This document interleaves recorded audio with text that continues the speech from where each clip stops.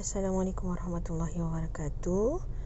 Okey, hari ini saya akan menyambung pembelajaran kita. Masih lagi bawa tajuk yang sama. Okey, dalam bidang ibadah, okey, puasa Ramadan. Okey, hari ini saya akan menerangkan tentang subtopik, okey, perkara yang membatalkan puasa, amalan sunat dalam puasa dan perkara makruh dalam ibadah puasa.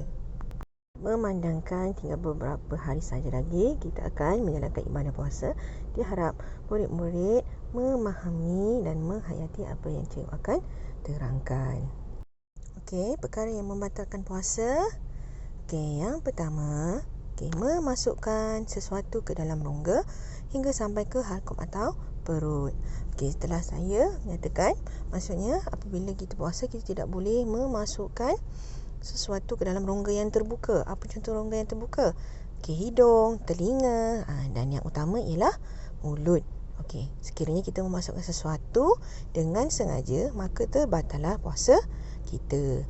Okey, yang kedua, melahirkan anak. Ini bagi ibu yang mengandung. Okey, maksudnya apabila melahirkan anak, maka terbatallah puasa ibu tersebut. Okey, yang ketiga, pingsan. Yang pingsan ni maksudnya kita tidak sedarkan diri. Okey, apabila kita tidak sedarkan diri, maka terbatallah puasa kita walaupun pada awalnya kita berpuasa. Okey. Seterusnya muntah dengan sengaja. Okay, apa maksud muntah dengan sengaja? Maksudnya kita menjolok tekak sehingga kita muntah. Jadi itu akan membatalkan puasa. Okey, bersetubuh yang ini pada ini pakai pengalaman. Maksudnya nanti kalau sudah berumah tangga, okey, bersetubuh maksudnya melakukan persetubuhan dengan pasangan masing-masing. Okey, maka terbatallah puasa. Okey. Yang keenam, keluar haid atau nifas. Ini bagi perempuan, maksudnya keluar darah haid. Itu yang bagi ABC, Allah bagi cuti, tapi perlu diingat, kalau perempuan yang datang haid ni, dia kena ganti puasa. Okey, seterusnya mengeluarkan mani dengan sengaja.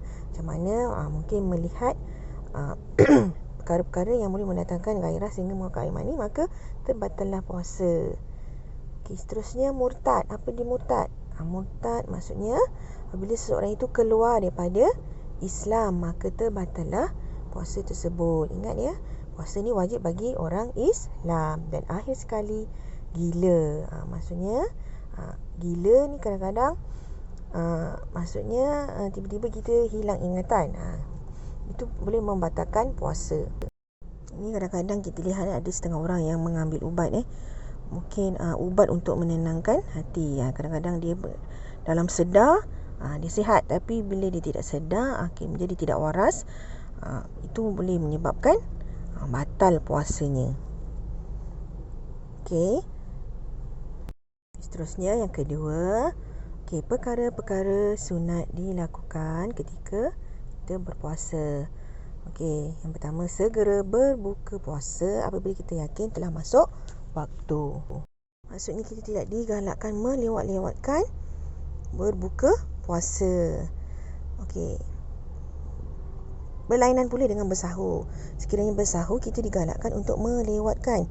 Maksudnya kadang-kadang ada setengah orang pukul 12.30 malam dia dah sahur kan. Okey, jadi kita ni disunatkan bersahur.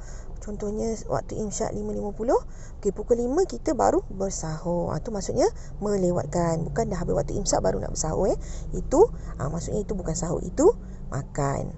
Okey, yang ketiga, mandi junub sebelum fajar. Maksudnya mandi wajib sebelum fajar, maksudnya sebelum pagi. Okey, memperbanyakkan sedekah dan membaca Al-Quran. Sebab kalau bulan puasa ni, murid-murid, segala amalan kita ni akan dilipat gandakan. Okey, seterusnya memberi jamuan berbuka kepada orang berpuasa. Paling besar pahala kalau kita dapat memberi jamuan makan atau jamuan berbuka kepada orang yang berpuasa. Okey, selain daripada itu, berbuka puasa dengan buah kurma atau sesuatu yang manis. Maksudnya kita digalakkan untuk berbuka puasa dengan benda yang manis asli. Makna asli maksudnya kalau macam buah kurma tu buah kurma. Kalau tak ada buah kurma, kita boleh makan buah-buahan. Maksudnya itu makna asli. Kalau tak ada, kita boleh berbuka dengan air yang manis ataupun dengan kuih. Okey. Seterusnya membaca doa sebelum berbuka. Ini bukan berpuasa saja, memang kita digalakkan setiap kali kita melakukan apa-apa perkara dimulakan dengan doa. Dan akhir sekali memperbanyakkan doa, zikir dan berselawat ke atas Nabi Muhammad sallallahu alaihi wasallam. Okey, macam tadi cikgu dah terangkan, maksudnya bulan puasa ni, bulan Ramadan ni bulan yang mulia, jadi segala perkara yang kita lakukan akan dilipat gandakan. Okey, yang terakhir. Okey, ni perlu diingat murid-murid perkara yang makruh. Memanglah makruh ni kalau dibuat tak dapat apa-apa, tinggalkan tak dapat apa-apa, tapi kalau terlalu sangat kerap kita lakukan, okey, boleh mengurangkan pahala. Okey, yang pertama, okey, yang perlu kita elakkan ketika kita berpuasa ialah mandi terlalu kerap. Maksudnya setiap setengah jam mandi. Okey, faham, kadang-kadang bila puasa ni panas. Jadi kita kena elakkan. Sebab apa? Kita ditakuti tiba-tiba tengah mandi tu kita terminum pula air tu. Okey, jadi sebab itulah makruh. Okey, seterusnya tidur sepanjang hari. Maksudnya daripada lepas sahur tidur sampailah dah nak buka puasa. Sampaikan ibadat-ibadat lain, sembahyang tu semua kita tinggal. Tak boleh kalau tak sembahyang tu dah berdosa pula. Maksudnya makruh kalau tidur sepanjang hari.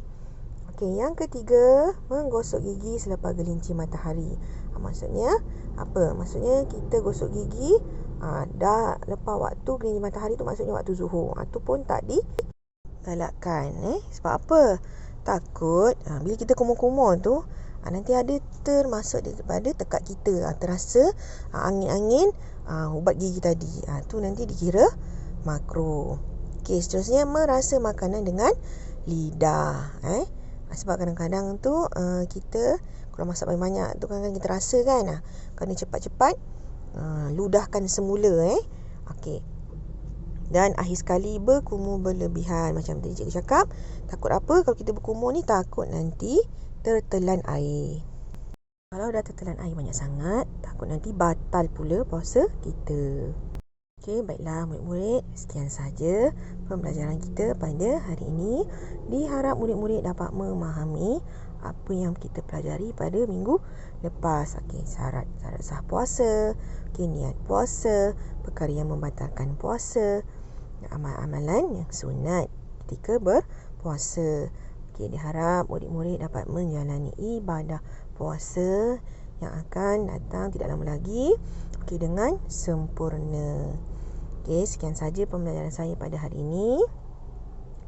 Okey, Assalamualaikum warahmatullahi wabarakatuh.